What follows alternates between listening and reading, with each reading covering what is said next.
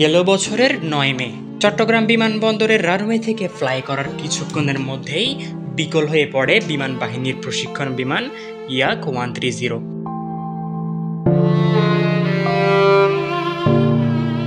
কর্ণফুলী নদীর মোহনায় বিমানটি বিধ্বস্ত হওয়ার আগে ইজেক্ট হতে পারলেও প্যারাশুটে নামার পর পানিতেই মারা যান পাইলট স্কোয়াড্রন লিডার মোহাম্মদ অসীম জাওয়াদ।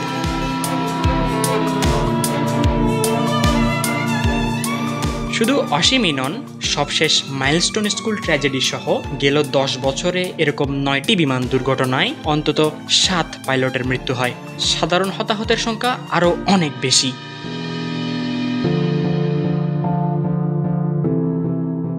এখন প্রশ্ন হচ্ছে, গড়ে প্রায় প্রতি বছরই একজন করে পাইলট মৃত্যুর পরেও কেন এসব প্রশিক্ষণ বিমান এখনও আকাশে উড়ানো হয়? চীনের তৈরি F-7 যুদ্ধ বিমান একসময় অনেক উন্নয়নশীল দেশের জন্য ছিল তুলনামূলক কম খরচে আকাশ প্রতিরক্ষার একটি সমাধান। তবে সময়ের সঙ্গে সঙ্গে সেই সাশ্রয়ী সমাধান আজ পরিণত হয়েছে বিপজ্জনক বোঝায়। পাকিস্তান, বাংলাদেশ, নাইজেরিয়া, ইরান সহ আরও কয়েকটি দেশে ব্যবহার হওয়া এই বিমানটি এখন প্রায়ই শিরোনামে আসে, বেশিরভাগ ক্ষেত্রেই দুর্ঘটনার কারণে।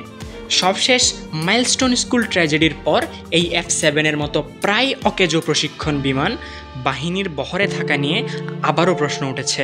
অন্তর্বর্তী সরকারের একজন উপদেষ্টা অবশ্য বললেন, দুর্ঘটনা কবলিত বিমানের ব্ল্যাক বক্স পাওয়ার পর এই বিষয়ে সিদ্ধান্ত নেবেন তারা। পাইলটদের প্রশিক্ষণ স্থান নিয়েও কথা বলেন ওই উপদেষ্টা। ব্ল্যাক বক্স অ্যানালাইসিস না করা পর্যন্ত বোঝা যাবে না যে এটা কি টেকনিক্যাল এরর না পাইলট এরর।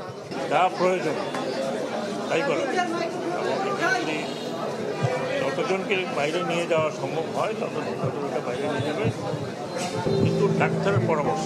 প্রশিক্ষণ বিমান দুর্ঘটনায় প্রাণ হারানো পাইলটরা স্বাভাবিকভাবেই নবীন, তবে বিমান বাহিনীর মতো দেশের গৌরবের একটি প্রতিষ্ঠানে কেন এইসব ঝুঁকিপূর্ণ প্রশিক্ষণ বিমান আছে তার স্পষ্ট জবাব পাওয়া মুশকিল।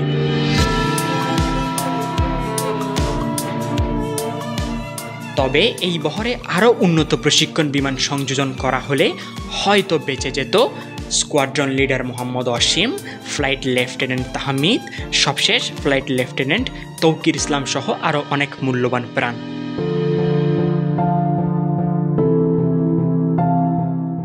পতাকা সারথি, বাংলাদেশ।